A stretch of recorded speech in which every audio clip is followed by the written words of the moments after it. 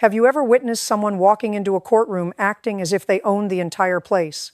Confident, untouchable, protected by an invisible shield made of power and money. This was exactly one of those cases. A young man who truly believed that his family name and massive fortune would serve as a universal life raft, saving him from any legal trouble. But what happened next inside that room was something absolutely no one could have seen coming. The courtroom cameras that day captured a scene that would soon spread like wildfire across social media, completely changing the way viewers defined entitlement. 24-year-old Julian Vance stood at the defendant's podium. He wasn't just wearing a custom-tailored Italian suit worth more than an average person's yearly salary. The real statement piece was on his left wrist, a sparkling, diamond-encrusted, limited edition Rolex. He carried himself with the arrogant, chin-up demeanor of someone born with a silver spoon in his mouth, someone who had never once tasted the bitter reality of consequences.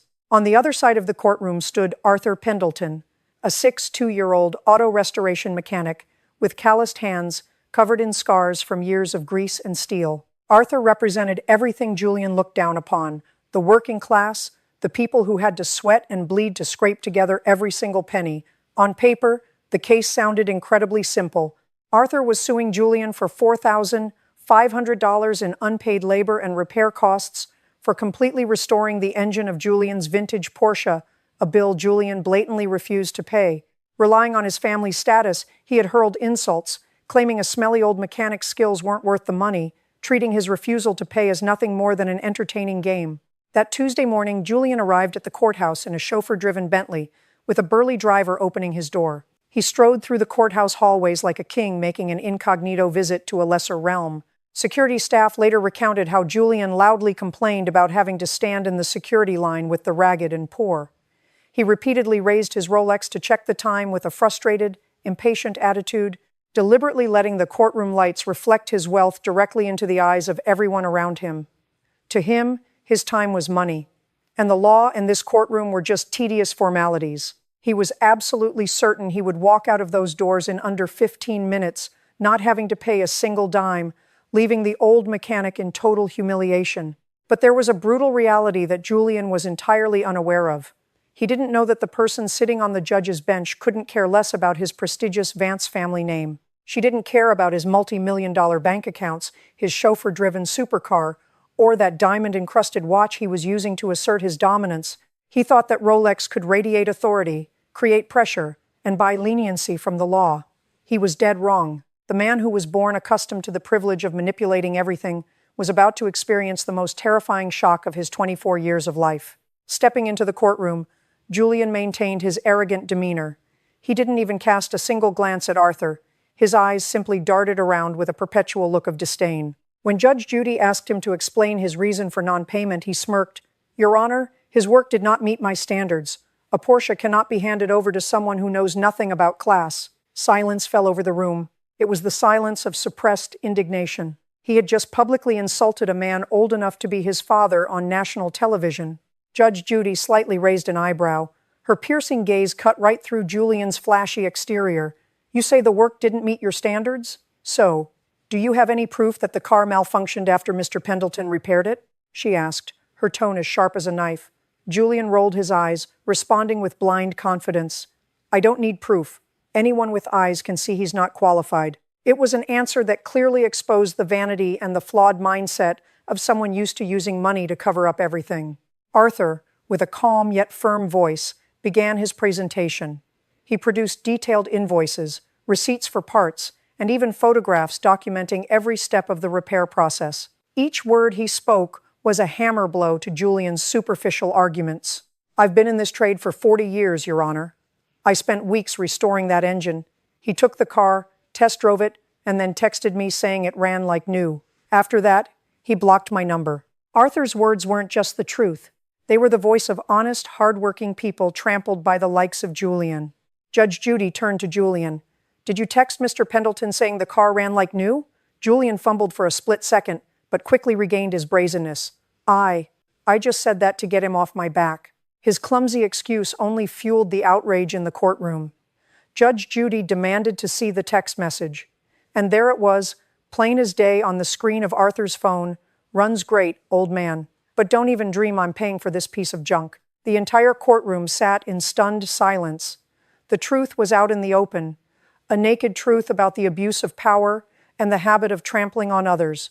The silence in the courtroom was deafening, the kind of heavy, suffocating stillness that descends right before a devastating storm. Julian's face flushed a deep shade of crimson, but not from shame, guilt, or remorse.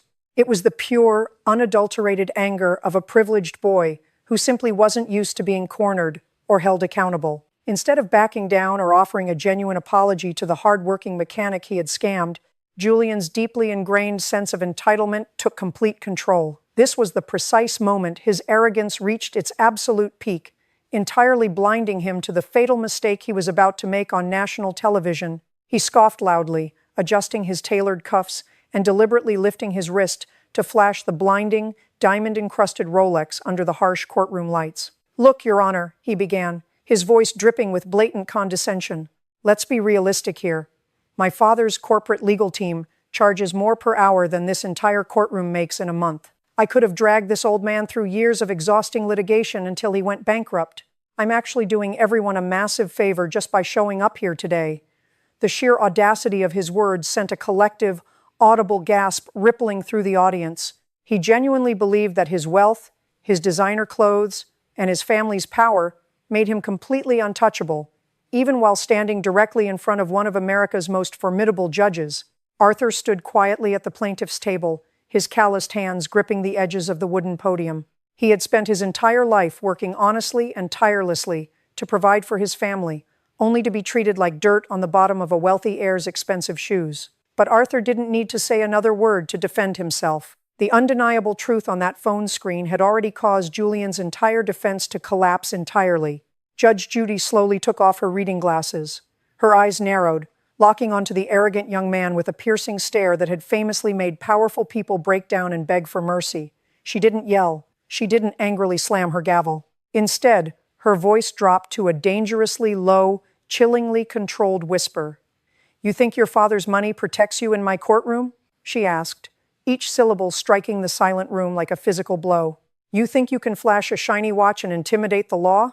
Julian smirked, crossing his arms over his chest, completely oblivious to the undeniable fact that his invisible shield of power had just begun to shatter into a million pieces. Julian, feeling the unfamiliar weight of genuine pressure, but far too stubborn to yield, attempted to play his ultimate trump card. He straightened his posture, puffed out his chest, and finally dropped the name he believed was his ultimate shield against the world. "Do you even know who my father is?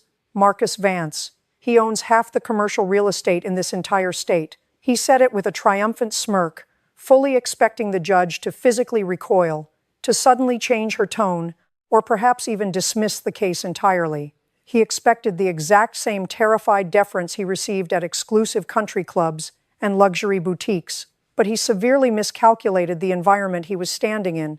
A courtroom is not a playground for the elite to flex their wallets. It is a sanctuary of justice where privilege goes to die. Judge Judy leaned forward, her expression remaining entirely unchanged. She didn't so much as flinch at the sound of the billionaire's name. Instead, she calmly picked up a thick, manila folder from her desk. "I know exactly who your father is, Mr. Vance," she replied, her voice resonating with an icy, unyielding authority. "And I also know that his hard-earned financial success does not automatically transfer even a single shred of integrity, respect, or character to his son." The courtroom audience held its collective breath. No one had ever dared to speak to Julian like this before. His defensive sneer began to falter, rapidly replaced by a flicker of genuine confusion and panic. How could his ultimate weapon, the name that opened every door in the city, completely fail him? She opened the folder, meticulously spreading out documents that Julian had never anticipated she would have. "You marched in here bragging about high-priced corporate lawyers and threatening endless litigation to financially crush this working man," she continued, pointing a stern, unwavering finger directly at him. "You genuinely thought you could weaponize the legal system to avoid paying a simple $4,500 debt for a service you already admitted in writing was flawless. But what you completely failed to realize is that the law was never meant to be a shield for spoiled children to terrorize honest citizens." She was systematically dismantling his entire worldview, piece by piece.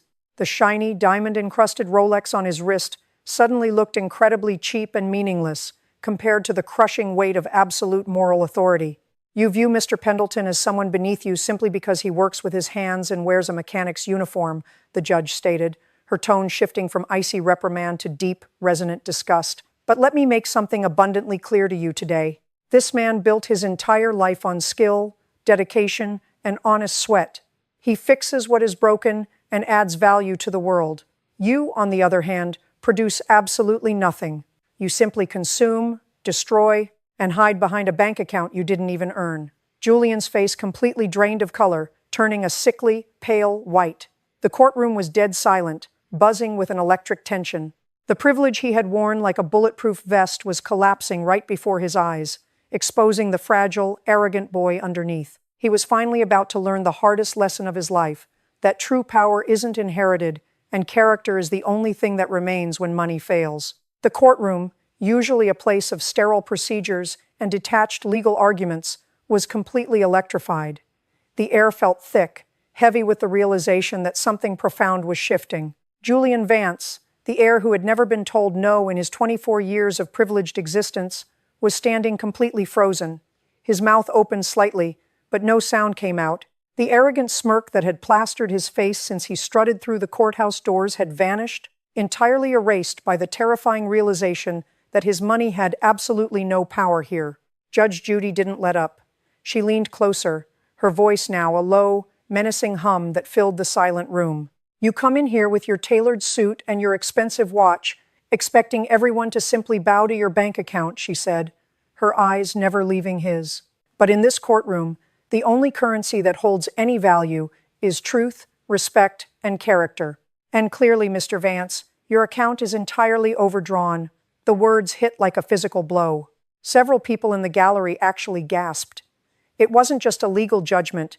It was a brutal, public dismantling of a young man's entire reality. The illusion of his invincibility was being stripped away, layer by painful layer, on national television. Arthur Pendleton remained completely still at his table. He didn't gloat. He didn't smile. He simply watched the young man who had humiliated him finally face the very consequences he had spent his life dodging. For Arthur, this wasn't about the $4,500 anymore. It was about dignity. It was about proving that hard work and honesty still meant something, even when pitted against the overwhelming power of wealth. The evidence was undeniable. The text messages, the invoices, the sheer arrogance, it was all laid bare. You thought you could crush him because he works with grease and steel, Judge Judy continued, her tone unwavering. But the grease on his hands is from honest labor. The shine on your watch is from inherited privilege. You have the audacity to judge his worth? Let me tell you your worth right now, based on your actions today. She picked up her gavel, the simple wooden instrument that suddenly seemed more powerful than all of Julian's inherited wealth combined. The young heir visibly swallowed hard. For the first time in his life, the invisible shield of the Vance family name had failed him completely, leaving him entirely vulnerable to the harsh light of justice. The silence was shattered when Judge Judy demanded Julian hand over the keys to the Porsche.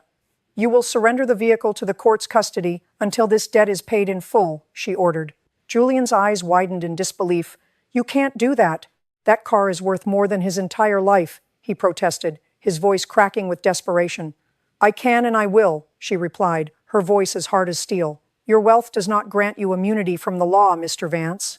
Julian tried to argue, claiming his father's lawyers would intervene, but Judge Judy shut him down immediately. Your father's lawyers are not here, Mr. Vance. You are, and you are being held accountable for your actions. The realization of his situation began to sink in, and the color drained completely from his face. The once arrogant heir was now visibly shaking, the reality of his impending humiliation finally breaking through his impenetrable wall of privilege. Arthur watched in silence as the young man who had belittled him was stripped of his power. He felt a sense of vindication, not just for himself, but for every hardworking person who had ever been mistreated by someone who believed their wealth made them superior. The courtroom erupted in a mixture of applause and gasps as Judge Judy delivered her final blow. You will pay the $4,500 owed to Mr. Pendleton, plus all court costs, she declared. And you will issue a public apology to this man for your abhorrent behavior. Julian's world crumbled. He had walked into the courtroom expecting to crush a lowly mechanic, but instead, He was the one leaving completely broken. His expensive suit and diamond Rolex could not save him from the undeniable truth of his actions. The invisible shield of power and privilege had failed him, and character had ultimately decided everything. The courtroom erupted once more, a testament to the power of justice and the inevitable fall of the arrogant. The word apology hung in the air, heavier than any financial penalty ever could be for Vance. For Julian, writing a check for $4,500 was nothing more than an accounting error, a literal drop in his endless ocean of trust funds. But a public, documented apology to a working-class mechanic on national television? That was a complete and utter assassination of his ego, delivering the exact emotional satisfaction the audience craved. It was the one thing his money could never buy his way out of. "I am not apologizing to him," Julian stammered, his voice completely losing its previous arrogant bass, now sounding like a petulant, terrified child. Judge Judy leaned over the bench, her eyes completely devoid of sympathy. "I am the judge in this courtroom, Mr. Vance, and I have just given you a court order. You will look Mr. Pendleton in the eye right now, and you will apologize for your malicious, fraudulent, and deeply disrespectful behavior. Or I will have my bailiff escort you to a holding cell for contempt of court." The mention of a holding cell, a dirty, cramped room with no preferential treatment, finally broke the last remaining thread of Julian's defiance, forcing the arrogant plaintiff into total submission. The young man looked frantically around the room, desperately searching for a sympathetic face, an intervention, anything to save him. But he found nothing but a gallery of people who had just witnessed a spoiled bully get exactly what he deserved. With trembling hands, Julian reached into his tailored pocket and pulled out the heavy, silver keys to the vintage Porsche. He placed them on the table, the metallic clink echoing loudly in the silent room. The court bailiff stepped forward, smoothly taking custody of the keys that Julian had once believed were his divine right to hold. Then came the hardest part. Julian slowly turned his head to face Arthur. The mechanic stood tall, his posture straight, his expression calm and dignified. He didn't look at Julian with hatred or malice, but with the quiet strength of a man who knew his own worth. Julian started, his voice barely a whisper. "Speak up," Judge Judy commanded sharply. Julian squeezed his eyes shut, his face burning with a level of humiliation he had never known existed. "I am sorry," he forced the words out, tasting the bitter ash of defeat. "I am sorry for my behavior, and for not paying you for your work." Arthur simply nodded. It wasn't a nod of forgiveness, but an acknowledgement of justice finally being served. The old mechanic didn't need to gloat. Seeing the untouchable heir reduced to a trembling mess, forced to confront the reality of his own toxic actions, was vindication enough. Arthur had walked into that courtroom carrying the heavy burden of being scammed and disrespected, but he was going to walk out with his head held high, his dignity fully restored, and his hard-earned money secured. As the heavy courtroom doors swung shut behind him, Julian Vance wasn't just walking away from a legal battle. He was walking away from the crumbling ruins of his own identity. The man who had entered the building draped in the armor of his father's surname, shielding himself with the cold, hard logic of inherited wealth, was now stripped bare. There was no chauffeur waiting to open the door with a respectful bow, and no lawyers circling to sanitize his reputation.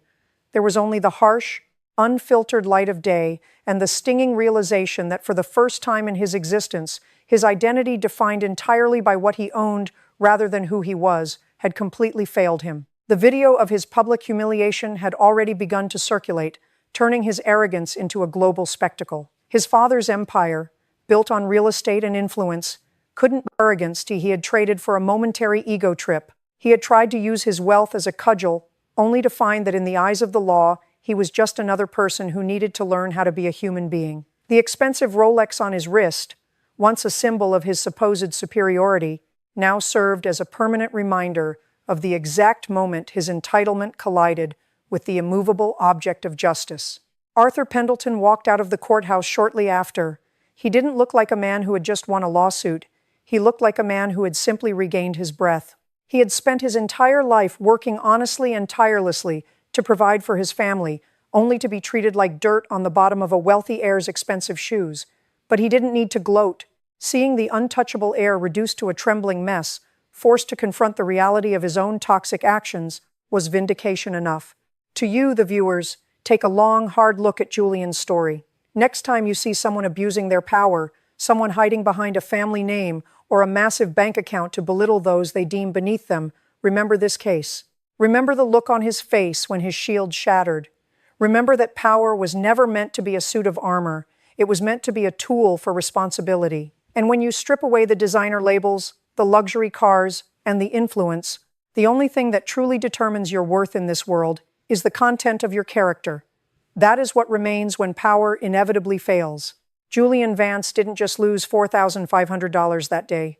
He lost the comfortable, delusional life he had built for himself. Justice doesn't care who your father is, what you drive, or what time your watch tells. It only cares about the truth.